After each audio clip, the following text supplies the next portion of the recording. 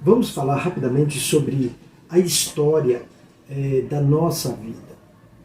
Bom, Gênesis 1:27 nos mostra que nós somos criados à imagem de Deus. Então Deus é soberano na criação da vida. Cada ser humano é um ser especial diante do Senhor. Gênesis 1:26-28 nos diz assim: façamos os seres humanos a nossa imagem, de forma que reflitam a nossa natureza, para que sejam responsáveis pelos peixes do mar, pelos pássaros no ar, pelo gado e, claro, por toda a terra, por todo o animal que se move na terra. E Deus criou os seres humanos, criou-os à semelhança de Deus, refletindo a natureza de Deus. Ele os criou macho e fêmea, e então os abençoou.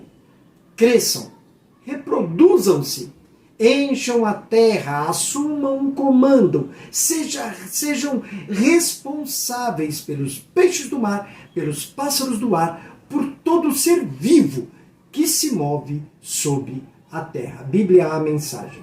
Gênesis 2:7 nos informa assim: o Eterno formou o homem a partir do pó da terra e soprou em suas narinas o fôlego da vida, e o homem passou a ter vida, tornou-se um ser vivo.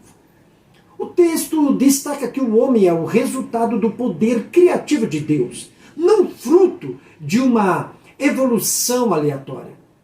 Enquanto todos os outros animais foram trazidos à existência pela palavra de Deus, o homem foi formado a partir do pó da terra, com Deus soprando vida em suas narinas. Essa escolha divina de cuidar especialmente do homem ressalta a grande diferença entre os seres humanos e o restante do reino animal. Um alerta sobre a evolução e o valor da vida humana. O sistema de ensino que promove a evolução como uma explicação para a origem da humanidade traz consigo um perigoso significativo. Quando as pessoas acreditam que somos o resultado de uma seleção aleatória, a vida humana perde seu significado. Se o homem evoluiu sem propósito, ele se torna tão descartável quanto um cachorro ou um gato. Deus é negado e a alma e o espírito humanos são considerados irrelevantes. Não há céu a buscar, nem inferno a evitar. O homem, segundo essa visão, é apenas mais um animal pronto para ser eliminado se for necessário. É crucial a gente refletir sobre essas questões tão profundas e considerar o valor intrínseco da vida humana. Aqueles que sustentam essa visão acreditam que a vida humana deveria continuar até que sua qualidade se deteriorasse, momento em que a pessoa seria eliminada de sua miséria. No entanto, essa perspectiva é muito perigosa. Se seguirmos esse caminho escorregadio, não haverá retorno. Hoje são os bebês e pessoas com danos cerebrais. Amanhã serão os deficientes físicos, os deficientes mentais, idosos e enfermos. Essa tendência é muito preocupante. A teoria evolucionista não apresenta problemas com essa visão, mas é uma visão falsa da vida, morte e eternidade. Precisamos lembrar que cada ser humano é especial, criado por Deus com um propósito único. Estamos à mercê da morte por causa do pecado. Romanos 5,12, vocês conhecem a história de Adão e de como ele nos lançou no dilema em que estamos. O primeiro pecado, depois a morte. E ninguém ficou isento do pecado ou da morte. Bom, temos aqui nesse estado a morte espiritual. Este é o estado natural de toda a humanidade quando nasce neste mundo. A morte espiritual é, na realidade, estar separado de Deus. Você pode ler em Efésios 2, 1 e 2 e 4, 18. Morte física. Este é o lugar para onde todos os humanos vão, quando estes corpos temporais e terrenos são deixados de lado. Você pode ver em Hebreus 9, 27. E a morte eterna? Também é conhecida como a segunda morte. Refere-se não apenas à separação eterna da presença de Deus, mas também do tormento eterno no lago de fogo. É a condenação final de toda pessoa que não é salva pela graça de Deus. Apocalipse 20, 14 e 15, segundo Tessalonicenses 1, 8 e 9. Somos redimidos pelo sangue de Jesus Cristo. Efésios 1,7 nos diz assim: em quem temos a redenção pelo seu sangue, a remissão das ofensas, segundo as riquezas de sua graça. Por causa do sacrifício do Messias, que derramou lá na cruz um sangue santo, puro, ele derramou ali no altar. E esse altar que era a cruz, por causa disso somos um povo livre. Estamos livres das punições decorrentes e muitas vezes recorrentes das nossas maldades. Somos nascidos de novo pela palavra e pelo Espírito. João 3, 3 e 5 nos diz assim: Jesus respondeu e disse-lhe: na verdade te digo que aquele que não nascer de novo não pode ver o reino de Deus. Jesus respondeu: na verdade te digo que aquele que não nascer da água e do Espírito não pode entrar no reino de Deus. Aqui carrega-se a ideia de um novo começo, uma nova vida vinda lá do céu. Chamamos essa experiência de ser salvo ou nascer de novo.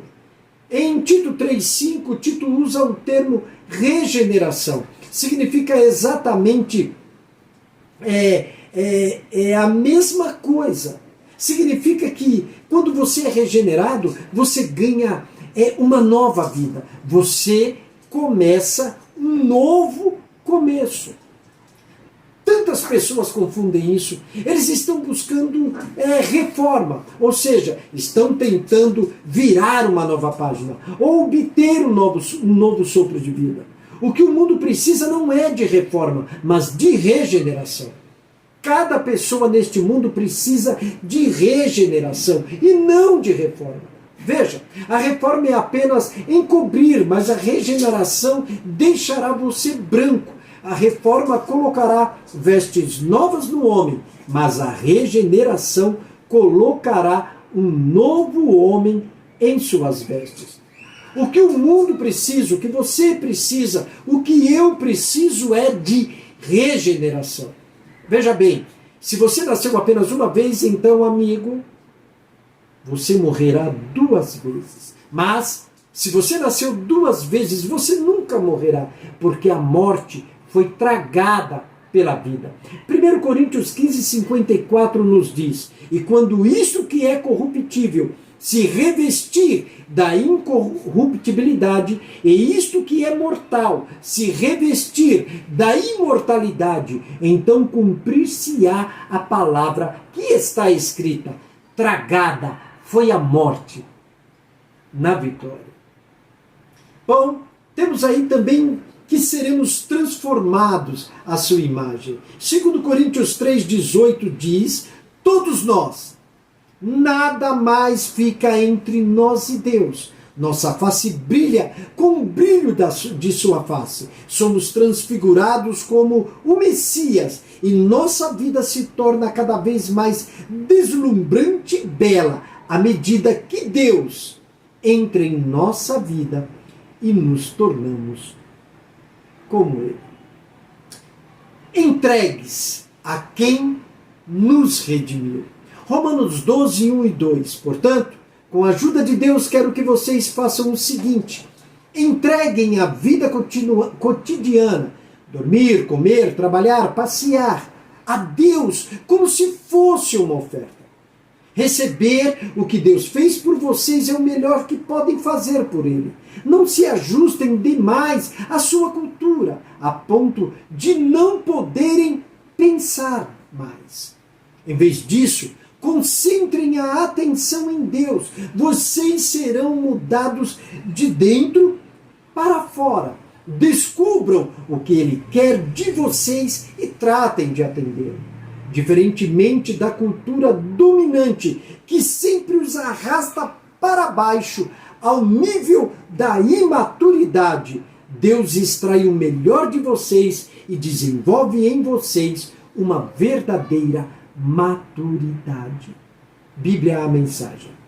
A ideia aqui é de entrega total a Deus. Muitas pessoas querem ser salvas, mas não estão dispostas a colocar tudo no altar. Elas são culpadas de reter áreas de suas vidas que são preciosas para elas. Deus quer tudo. Deus quer tudo isso. Não devemos apresentar nossos corpos a Deus e depois tirar das mãos dele e usá-lo novamente para nós mesmos. Quando tivermos dado nossos corpos a Ele, será seu para sempre.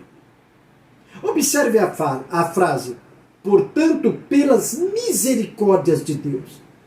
Esta frase nos leva de volta ao que o apóstolo Paulo estava falando. Ele tem falado sobre o fato de que ele é redimido apenas por causa da pura graça de Deus.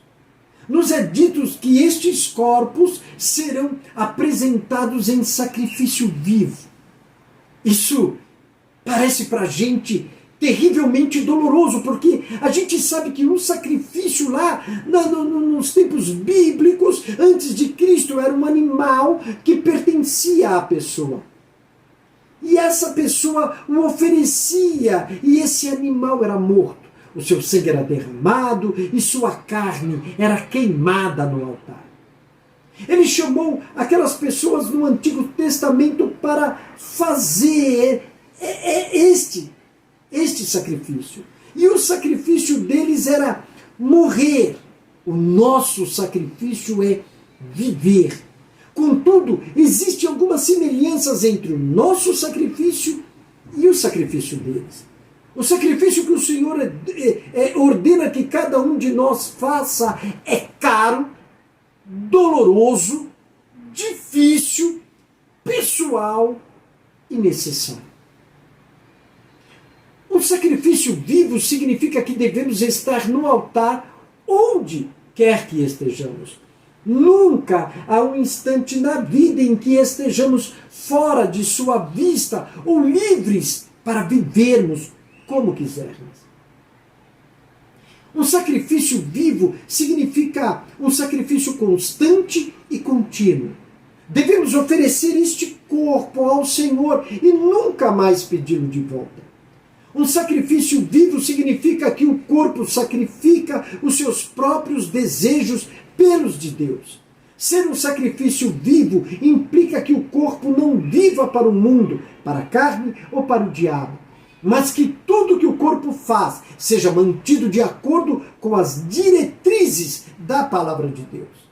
Um sacrifício vivo significa que o corpo é dedicado à tarefa de servir a Deus. Devemos abandonar, então, as ambições e desejos do corpo. Devemos ser seus vasos através dos quais ele pode viver e trabalhar neste mundo. Felizes pela glória vindoura de Deus. Romanos 5:2, pelo qual também temos entrada pela fé a esta graça, na qual estamos firmes e nos gloriamos na esperança da glória de Deus. O que possuímos aí? Possuímos acesso. Este versículo nos ensina a verdade de que através de Jesus Cristo temos acesso direto ao próprio Deus. A palavra acesso aqui significa entrar na presença do Rei. Através de Jesus nós temos o direito de entrar na própria presença de Deus dos céus, sem medo. Temos acesso agora ao Pai Celestial. Possuímos segurança. Não apenas a paz com Deus e acesso à presença de Deus, mas o crente também desfruta de uma segurança de salvação abençoada e profundamente estabelecida. tudo se resume a Deus ter o controle de nossas mentes, nossos corpos, nossas vontades. Isso descreve a vida que estamos vivendo hoje. Deus realmente é o controle, ou tem o controle absoluto de tudo que temos e somos? Tenho certeza de que estou salvo? Minha mente está sendo renovada pelo poder transformador da palavra de Deus, de modo que o novo homem interior tenha permissão para viver o exterior? Descobrimos e nos rendemos à vontade de Deus para a nossa vida? Que Deus te abençoe em Cristo Jesus.